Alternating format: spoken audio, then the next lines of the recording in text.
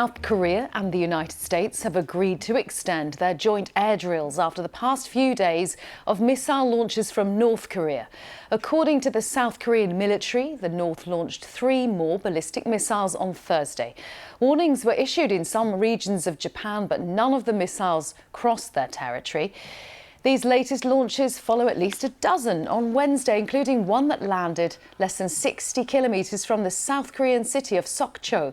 The US Secretary of State Antony Blinken has described the launches as dangerous and escalatory. Well, let's go over to our correspondent in Seoul, Jonathan Head. Jonathan, just talk us through these latest actions by North Korea. Well, every missile launched by North Korea is a cause for concern, both in terms of what we imagine it's telling us about the intentions of the North Koreans. Are they becoming more belligerent? Are they just trying to send another kind of a signal? And in terms of the possibility they're increasing their capabilities. They've been doing that for some years now. Their missile capabilities are quite diverse, quite sophisticated, and have advanced a great deal more than many people thought they would. So every missile launch is a cause for concern. This one followed 23, the largest in a single day yesterday. One of these missiles today appears to have been a full intercontinental ballistic long-range missile that went very high up into space and then came down. It doesn't appear to have been successful. It looks like it may have broken up when it re-entered the atmosphere. But these long-range missiles are the ones that North Korea has been developing and working on that could possibly at some point reach the continental United States. So they're always a cause for concern.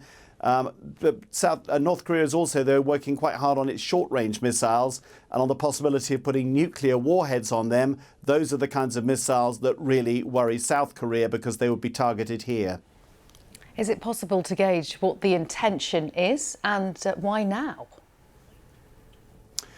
Well, it's always guesswork, of course. Officially, we're getting this as a response to the US-South Korean exercises, the largest air exercises they've held, which are now, as you say, being extended. But those exercises are routine. North Korea always responds fairly belligerently to them, but they're not really a reason for escalation. We've seen just such a build-up of more than 60 missile tests this year. And the assumption is primarily that North Korea wants to demonstrate its increased missile capacity and keep testing to get it better.